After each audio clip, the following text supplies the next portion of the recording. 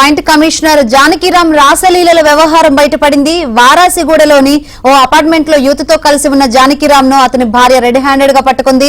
కుటుంబాన్ని వదిలేసి మరో యూత్ తో వివాహేతర సంబంధం కొనసాగిస్తున్నట్లు జానకిరామ్ భార్య ఆరోపిస్తుంది.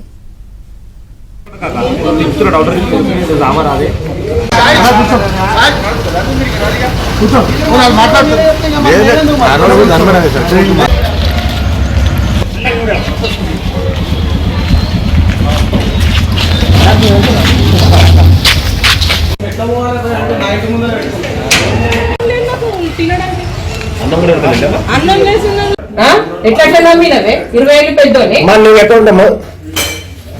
నువ్వు ఎక్కడ ఉంటావు? ఊరే లేదు, భర్త కూడా ఉన్నాడు. భర్త కీడాకులు కూడా ఇవ్వలేదు. ఈయనతోటి సంసారం పెట్టి ముందు భర్త ఉన్నాడు, పిల్లలు ఉన్నారు అంటుంది. పిల్లలు ఉన్నారా? ముందు భర్తకు పెళ్లి కాలేదు.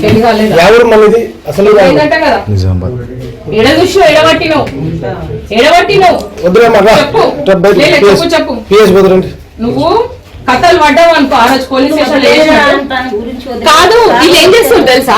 పోలీస్ స్టేషన్ అన్న కథ వేసిరు.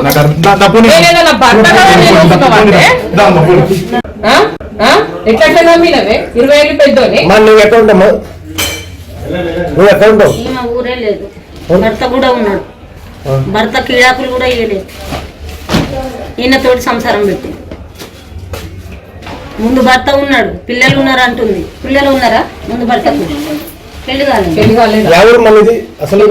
మరిన్ని వివరాలు మా ప్రతినిధి ప్రవీణ్ అందిస్తారు. ప్రవీణ్, జాయింట్ కమిషనర్ గా పనిచేస్తున్నటువంటి జానకిరామ్ అక్రమ సంబంధం వెలుగు చూసిందని చెప్పాలి. గత కొంతకాలంగా భార్యకు దూరంగా ఉంటూ మరొక మహిళతోటి అక్రమ సంబంధం పెట్టుకోవడం జరిగింది. దీంతో రెక్కి చేసిన తర్వాత ఆయన ఎక్కడికి వెళ్తున్నాడు, ఏంటి, ఎవరి దగ్గర ఉంటున్నాడు అనేటువంటి సమాచారాన్ని తీసుకున్న తర్వాత ఈ రోజు ఉదయం వారాసిగూడ పోలీసుల్ని నేరుగా జానకిరామ్ ఉంటున్నటువంటి ఇంటికి తీసుకెళ్లి అక్కడ పట్టుకోవడం జరిగింది. జానకిరామ్ తో పాటు ఆయనతో పాటు ఉంటున్నటువంటి మరొక మహిళను కూడా ప్రస్తుతం వారాసిగూడ పోలీసులకి అప్పగించినటువంటి పరిస్థితి. ప్రస్తుతం వారాసిగూడ పోలీసులు అయితే మాత్రం ఈ వ్యవహారానికి సంబంధించి పూర్తి స్థాయిలో కౌన్సిలింగ్ చేస్తున్నటువంటి పరిస్థితి కనపడుతుంది. ఎందుకంటే గత కొంతకాలంగా భార్యకు దూరంగా ఉండడంతో పాటు తను ఇంటికి వెళ్ళకపోవడం, మరొక మహిళతోటి ఈ విధంగా అక్రమ సంబంధం పెట్టుకున్నాడు అనేటువంటి అంశాన్ని కూడా భార్య గుర్తించడం జరిగింది. దీంతో దాదాపు 3-4 సార్లు రెక్కి చేసిన తర్వాత ఆ ఇంటిని ఐడెంటిఫై చేసి నేరుగా పోలీసులు తీసుకెళ్లి